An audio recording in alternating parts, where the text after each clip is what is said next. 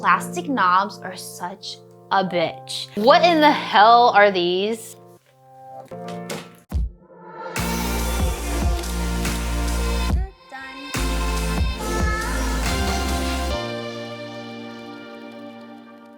What up, AFAM? Kitty here with Atola Visuals with this new set. We built a little campsite in my room, as you can see. And Yumi's here chilling under the little teepee with us. She's like, get away from me, where's food? And on today's episode of Things Not to Buy, I tend to buy third-party batteries and they usually work pretty well, although they might not last as long as the name brand batteries or charge as fast. These guys, they're for my Fuji X-H1 and also my X-S10 here. I've noticed when I use these batteries in my cameras that when they get a little hot or they're getting used a little bit, they start to expand. And when they expand, I can't take them out to change them. They'll just be stuck up in here until I like dig it out. It's kind of a problem. Don't purchase these. Highly do not. Absolutely not. Let me get up. I was so cozy. Busting walls. There goes my security deposit. Just to show a light stand. Because you guys don't know what a light stand looks like. I decided that I'm not gonna purchase cheap light stands anymore. This one in particular is the E-Mart. Actually recommended by a friend because I think they're like 2 for 25 bucks. Don't quote me on that. It holds the weight that I need to hold and it also fits in the bag I wanted to transport it in. However, I found with really cheap light stands that these plastic knobs are such a bitch. Like after a while, they won't even lock. It just doesn't feel secure at all. And God forbid your $700 light comes crashing down on it. I have these 2 other cheap light stands that hold up my backdrop. This other cheap light stand, which only goes up to like 6 feet. If I were to place everything, I would definitely get some Manfrottos. It's just really hard when you have various lights. You can't spend a lot of money just for a light stand. You kind of gotta spend your money on like lenses, SD cards. But if you do have to get the cheap light stands, just try to look for the ones that are at least spring-loaded. Like this sounds like crap. So you have your spring-loaded, spring cushions and then your air cushioned ones.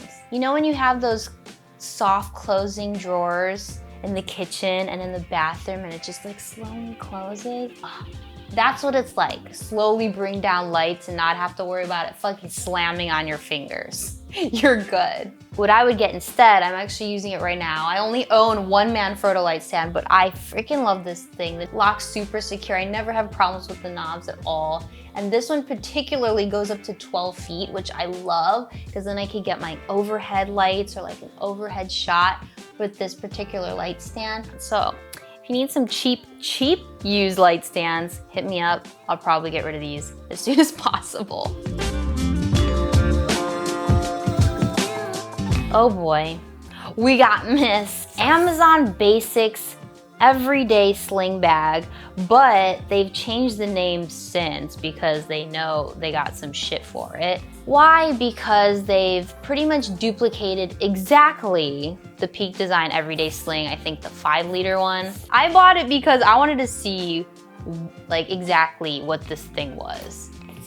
And yeah, it's pretty much Peak Design bag. Like they have obviously cheaper materials. They got these like weird, like what the hell? What in the hell are these floppy things? Even the tag on the side where like Peak Design's logo goes is exactly the same. Same placement, same cutout. But yeah, compared to my 6-liter sling bag, here it is. It's just really unfortunate that they're copying small businesses' products, especially because they know that this bag sells really well because they have the data because Peak Design sells on Amazon. And I personally know Peak Design, and of course I promote their products because I just believe in what they do. I know they work really hard. They're a big part of our our creative community, they take a lot of feedback from us, and all their products have been through Kickstarter. The community built them up, and the fact that we see like a really large company take advantage of that and take shortcuts off of their design and all their hard work just to like make a cheap version that's like 50% off and like hit that market who can't really afford Peak Design products, it's kind of sad. Is this okay? Obviously not. And I'm not innocent either. I've bought Amazon Basic products before. I buy their batteries. My first camera bag was actually Amazon Basics, which, thinking about it now, I hope they didn't copy it from anyone. Yeah, it was a cheap bag. It's the only thing I could afford at the time. Did it fall apart? Yeah, the zipper broke. And the pads were obviously getting smushed because I always stuffed it with so much stuff. I guess that's what I'm trying to say. So if you're a part of the creator community, don't get this specific bag. I don't know how many other companies Amazon Basics does this to. I'm assuming this is not the first time. Just make your own. It's that simple. You can make a sling bag to fit a lens and a camera, that's fine. Just make it different and make it your own. Don't buy it. I'm obviously gonna return it. I already put in the return label, so this is going back as soon as possible. And for those complaining Peak Design is too expensive, they ain't raising these prices because they're trying to get rich, okay? First of all, Kickstarter launches all their products. The fact that it's expensive is because they actually source their materials to make sure that they're sustainable and they're not hurting the environment or hurting the planet. There's not many companies that actually take the time to consider that and make sure that all the workers aren't slaves somewhere getting paid like 5 cents an hour. This is what goes into making good products, and the fact that we could vote with our dollar and not always give our money to like these big corporations just because we can't afford it, we want it cheaper. We just have to consider how these products are also getting made too. Let's give Yumi a treat. Oh, she's sleeping. How you doing, Yums? Ooh, I almost spilled my water. Lastly, I'm gonna have to talk about these Lupo diffusions.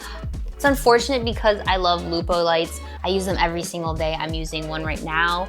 Unfortunately, I do not like their diffusion.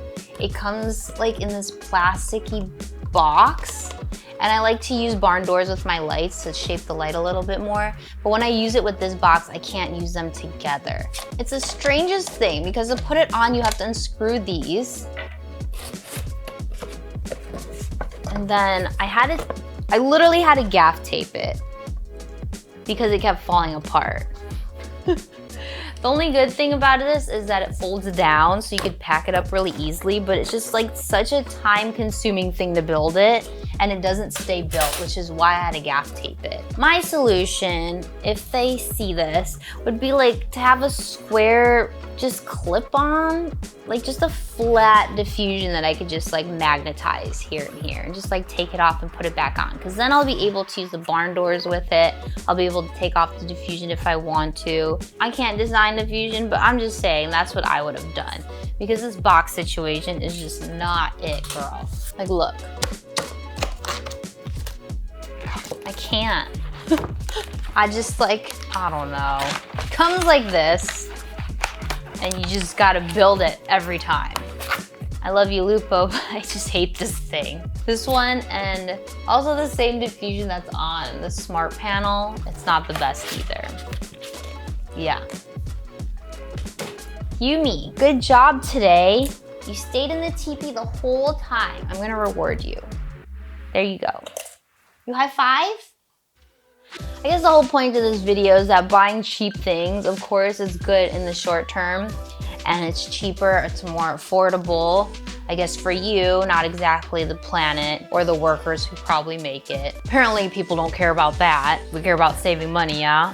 I found as the years went on and I kept using this stuff, they felt crappy, they fell apart, or like for the light stands, they wouldn't lock up, my camera bag zipper broke. So in the end, I either had to throw it out or I just kept it in my closet and never used it. It actually wasted money in the long run because I would eventually buy that better quality thing. How do you resell it in the future? Or it'll just sit in your closet, and then what? You'll start to lose interest in shooting. God forbid that's what it comes down to, but sometimes that is what happens when you have the wrong tools and the wrong product. It makes it harder to do your job. It makes it harder to do your craft, your hobby, and you just lose interest. Don't be cheap. Get the products you need. Just save up maybe like $50 every month for the stuff that you actually need to use, and it'll be worth it. All right, we'll see you next time. I'm on Twitch streams now, TikTok, still on Instagram. So I'll see you when I see you. Done. Bye. We're testing the Leica SL2 in 4K. Yeah, this is the first video. How does it look? So I don't know if I really explained that properly, but yes, another YouTube. By the way, this set took me like 2 hours to build. I hope you like it.